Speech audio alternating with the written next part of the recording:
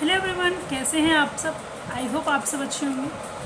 तो मैं आज आप लोगों के साथ एक नए टॉपिक पे बात करने वाली हूँ जो बहुत सारे बच्चों के अंदर प्रॉब्लम देखा गया है। मैंने I have 7 year of experience. मैंने बहुत सारे बच्चों को देखा है कि उनको पढ़ाई में मन नहीं लगता है। ठीक है, बहुत सारे क्लास में 20% तो बच्चे ऐसे ही होते हैं जो पेरेंट्स के प्रेशर से या फैमिली के प्रेशर से एडमिशन ले तो लेते हैं, बट उनका बिल्कुल पढ़ने में मन नहीं लगता है। तो बात ये आती है कि उनका पढ़ने में मन क्यों लगता है। देखो, और उसमें सबसे पढ़ाई में मन क्यों लगता है, उसका जो नंबर 1 एस्पेक्ट है वो इंटरेस्ट, यानी कि उनको इंटरेस्ट ही नहीं आता है पढ़ाई में।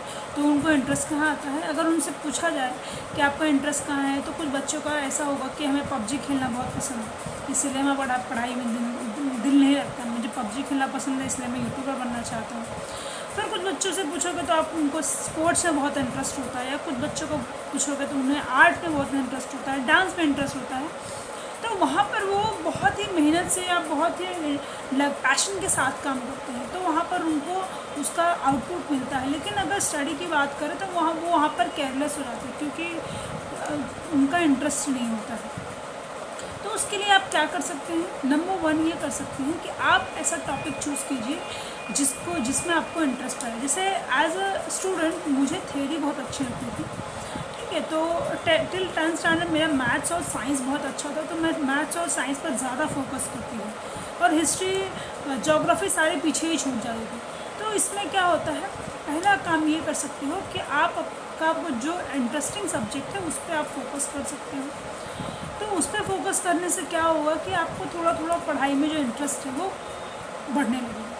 दूसरी चीज़ ये कर सकते हो आप कि आप अपने सब्जेक्ट को चेंज करके, अगर आप एक ही सब्जेक्ट लेकर पूरा दिन बैठे रहोगे तो आप भी बोर हो जाओगे और सब्जेक्ट भी बोर हो जाएगा। तो आपको क्या करना है, आपको सब्जेक्ट चेंज कर करके पढ़ना है, यानी कि आपको सब्जेक्ट चेंज करना है और पढ़ना है। जैसे आपने 2 घंटे इकोनॉमिक्स पढ़ लिया, 2 घंटे आपने अकाउंट्स ओपन कर लिया। देखो क्या मेरी स्ट्रैटेजी ये कहती है कि आप 2 घंटे अगर थियरी पढ़ रहे हैं तो नेक्स्ट के 2 घंटे में आप प्रैक्टिकल चीज़ें पढ़िए, आपका माइंड भी रिफ़्रेश हो जाएगा और आपको फिर कंसंट्रेशन करने में हेल्प भी मिलेगी। नंबर 1 आप ये कर सकते हो कि आपने 2 घंटे इकोनॉमिक्स पढ़े, तो उसके बाद आप 2 घंटे मैथ्स कर लीजिए या अकाउंट्स कर लीजिए, तो थोड़ी आपका इंटरेस्ट जो है सब स्टडी में लगना स्टार्ट हो। दूसरी चीज़ ये हो जाती है कि पॉइंट नंबर 2 ये हो जाता है कि बच्चों का कंसंट्रेशन नहीं हो पाता है।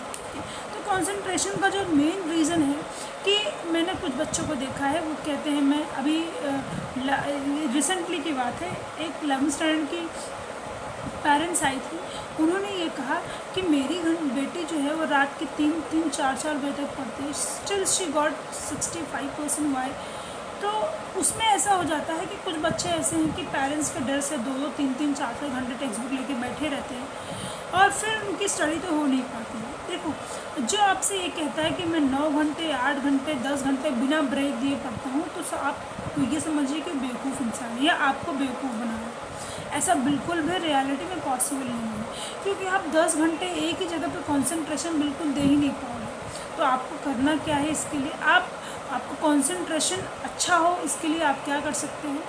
तो जैसे मैं स्टूडेंट थी तो मैं ये करती थी कि मैं पूरे दिन में अगर पढ़ती भी थी तो मैं अपने सब्जेक्ट को चेंज करके भी पढ़ती। एक ही सब्जेक्ट पे 1 घंटे से ज़्यादा, 15 मिनट से ज़्यादा मैं कभी टाइम देती नहीं थी। तो और बीच बीच में मैं ब्रेक भी ली थी। जैसे मैंने 1 घंटे पढ़ा, टैक्स पढ़ा, तो 1 घंटे के बाद मैंने 15 मिनट का ब्रेक लिया, उसमें थोड़ी सी मम्मी से गपशप कर ली, थोड़ा सा मोबाइल में यूट्यूब में वीडियोस देख लिया, या थोड़ा सा भाई बहन से बातचीत कर ली, या पड़ोसी से थोड़ी बात कर ली। ऐसे करती थी मैं कंटिन्यू स्टडी कभी नहीं, 2 घंटे 3 घंटे कभी भी नहीं। आप 1 घंटे पढ़िए, 10 मिनट का ब्रेक लीजिए, उसके बाद आप क्या 10 मिनट के ब्रेक में आप वॉक पे भी जा सकते हो, आप चाय पी सकते हो, आप थोड़ा सा टीवी देख सकते हो, या मोबाइल में चैट कर सकते हो, कुछ भी कर सकते हो। लेकिन आपको 10 मिनट फिनिश होने के बाद आप फिर से स्टडी करने के लिए आ जाओ।